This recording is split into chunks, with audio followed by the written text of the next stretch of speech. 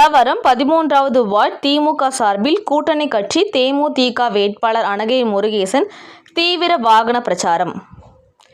செங்கல்பட்டு மாவட்டம் தாம்பரம் மாநகர பல்லாவரம் 13வது வார்டு பகுதியில் திமுக கூட்டணியின் பல்லாவர சட்டமன்ற தேமுதிக வேட்பாளர் அனகை முருகேசன், பல்லாவர சட்டமன்ற உறுப்பினர் இ. கருணாநிதி, 2வது மண்டல குழு தலைவர் இ. ஜோசப் அண்ணாதுரை ஆகியோர் வாகனத்தில் நின்று உங்கள் வேட்பாளர் அனகை முருகேசன், உங்களது சின்னம் முரசு அனைத்து வார்டுகளிலும் உள்ள பொதுமக்களுக்கு சந்தித்து வாக்கு சேகரித்தனர்.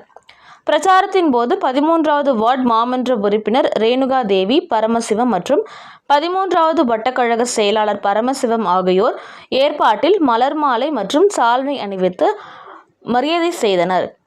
இதில் மாவட்ட நிர்வாகிகள், 13வது வார்டு நிர்வாகிகள் மற்றும் கூட்டணி கட்சி நிர்வாகிகள் கழக கொடியுடன் ஏந்தியவாறு இருசக்கர வாகனத்தில் முரசு சின்னத்திற்கு வாக்களிக்குமாறு கேட்டுக்கொண்டு பேரணியாக சென்றனர்.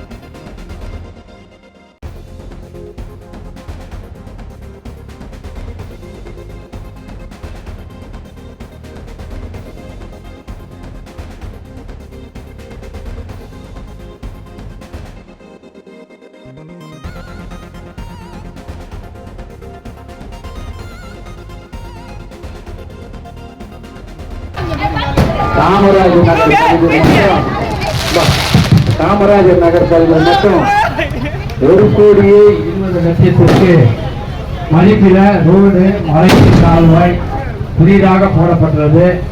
எம்எல்ஏ நிதியிலிருந்து நீர்த்தேக்க தொட்டி, எல்இடி விளக்கு போடப்பட்டது. 50 ஆண்டு காலம் தீர்க்கப்படாத பாலம் காமராஜர் நகர், ராயப்பேட்டை ஏரி, திருநெல்வேலியில் ராயப்பேட்டை ஏரி இதுக்கு கல்வெட்டுகள் அமைத்து நெடுஞ்சாலைத்துறையினால் மழை நீர் தேங்காத அளவுக்கு காமராஜபுரம் வளர்க்கப்பட்டுள்ளது.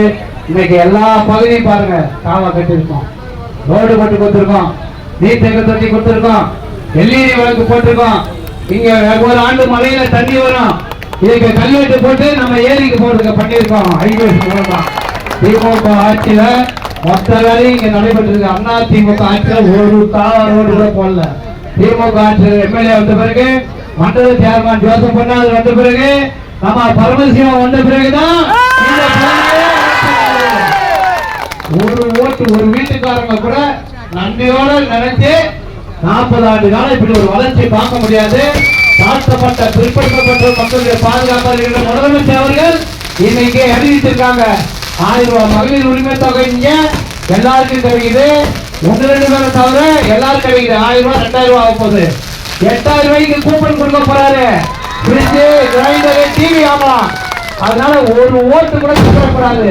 நம்ம ஊரு நம்முடைய வேட்பாளர் என்ன எம்எல்ஏ பேசுறாரு, சூரியன் இல்லையான்னு கேட்புங்க. நம்முடைய முதலமைச்சர் இந்த தொகுதிக்கு முரசு சின்னத்தை ஒதுக்கி கொடுத்திருக்காரு.